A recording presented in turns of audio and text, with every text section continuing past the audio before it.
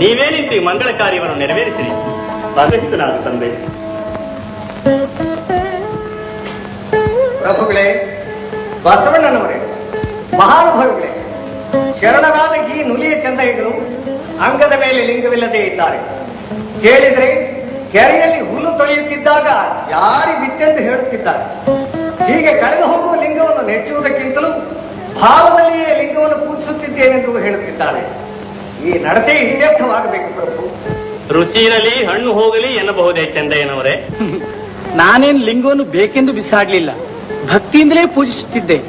ತಾನಾಗಿ ನೀರಿಗೆ ಬಿದ್ದು ಕಾಯಕದ ವೇಳೆಯನ್ನು ವ್ಯರ್ಥ ಮಾಡಿಕೊಂಡು ಹುಡುಕಿದರೂ ಸಿಕ್ಕದೆ ಛಲವನ್ನು ಸಾಧಿಸುತ್ತಿರುವ ಆ ಲಿಂಗದ ಗೊಡವೇ ಬೇಡವೆಂದು ಬಿಟ್ಟುಬಿಟ್ಟೆ.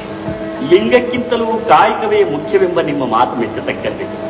ಆದರೂ ಲಿಂಗಾಂಗ ಸಾಮರಸ್ಯ ವಿಚಾರದಲ್ಲಿ ಸಾಮಾನ್ಯರಿಗೆ ನಿಮ್ಮ ನಡತೆ ಅರ್ಥವಾಗತಕ್ಕದ್ದಲ್ಲ. ಚಂದಯ್ಯ, ನಾಸ್ತಿಕರು ದೇವರೇ ಇಲ್ಲವೆನ್ನಲು ನಿಮ್ಮನ್ನೇ ಆದರ್ಶವಾಗಿ ತೆಗೆದುಕೊಂಡರೆ ಸತ್ಯದ ಅವಹೇಳನವಾಗುವುದಿಲ್ಲವೇ? ನೋಡಿ ಈ ಅನುಭವ ಮಂಟಪದ ಚಿತ್ರಶಿಲ್ಪ ಸಂಕೇತಗಳನ್ನು.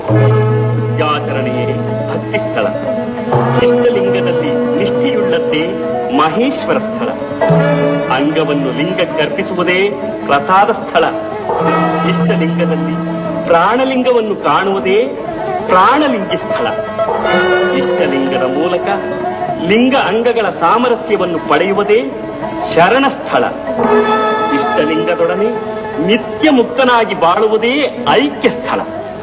ಈ ಎಲ್ಲ ಸ್ಥಳಗಳ ಆಚರಣೆಯ ಕೇಂದ್ರದಂತಿರುವ ಈ ಶೂನ್ಯ ಸಿಂಹಾಸನ, ಅದರ ಮೇಲೆ ಮೂರ್ತಗೊಂಡಿರುವ ಈ ನಿರಂಜನನಾದ ಪ್ರಭು, ಈ ಎಲ್ಲ ದೃಶ್ಯಗಳು ನಿಮ್ಮ ಭಕ್ತಿಯನ್ನು ಹೆಚ್ಚಿಸಿ ನಿಮ್ಮ ಮನಸ್ಸನ್ನು ಅರಳಿಸುತ್ತಿಲ್ಲವೇ?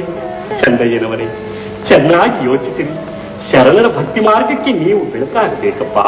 ಬಸವೇಶ, ನೀವೇ ಇಷ್ಟು ಹೇಳಿದ ಮೇಲೆ ನಾನೇಕೆ ಬೇಡವೆನ್ನಲಿ? ಚನ್ನಬಸವಣ್ಣ, ನಿಮ್ಮ ಕೈಯಿಂದಲೇ ಲಿಂಗಧಾರಣೆ ಆಗಲಿ. ಇನ್ನಾದರೂ ನನ್ನ ಅಯ್ಯ ನನ್ನನ್ನು ಬಿಟ್ಟು ಅಗಲದಿರಲಿ.